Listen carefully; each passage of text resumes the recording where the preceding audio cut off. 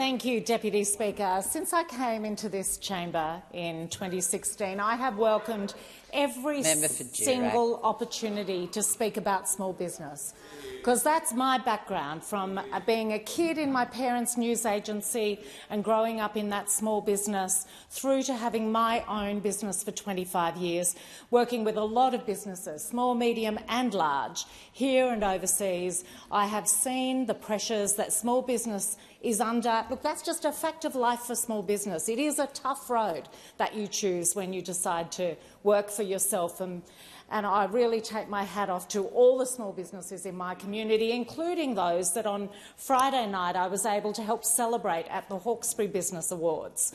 Incredible businesses, from accommodation through to plumbing, hospitality, the whole gamut of it, older business owners, younger business owners. The point is that our job here as parliamentarians is to make sure we listen to our small businesses and listen to the communities who support those businesses.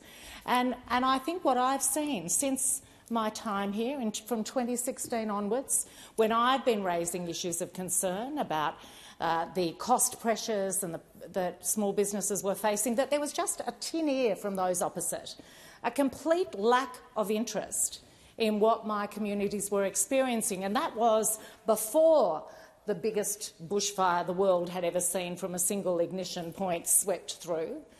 That was before we had flood after flood.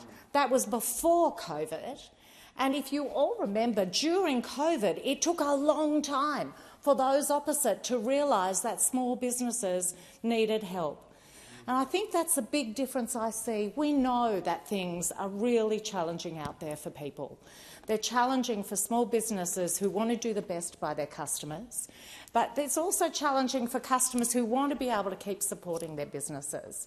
And I think when people step back and look at how this has happened, they know this hasn't occurred in the last 12 months. This isn't because of decisions that were made in the last 12 months. It's the consequence of an attitude that we've had where wages were suppressed, where people were pushed down and their incomes were suppressed. And that builds up over time. And in fact, everything we're seeing in the economy has been factors that we've seen coming and that those opposite chose not to do anything about. And we need to remember that the highest quarter for inflation was an inflation rise of 2.1% for a whole quarter. Occurred not when we were in government, but occurred when those opposite were in government. Did we hear a mention of it from them? I think I don't know, maybe they missed that bit in the ABS data that came out. So this side, we are taking it seriously. We know that small business needs help. And one of the things that we did was come back before Christmas to go, let's help not just every family who's really struggling with power bills, but let's help small businesses who are struggling with them. So before Christmas, we were back here. We were voting on that. We were taking it seriously. And I think you have to ask the question, were those opposite taking it seriously? Were they interested in supporting small business? Well, no. They voted against legislation that would support funds for small business that will come in and start to flow through to small businesses in the coming quarter with their electricity bills. I know it's going to be welcomed by businesses in the Blue Mountains and Hawkesbury. I know it's cold in Canberra today. It's pretty chilly back in those mountains, in those areas of the Hawkesbury. Not only have we looked at how we support businesses by helping with, and in New South Wales it's going to be $650 that businesses will receive to help with those electricity bills. But we've also looked at how can we equip them to be even better prepared going forward. And I think that's the other big difference. We don't just want to solve a problem now.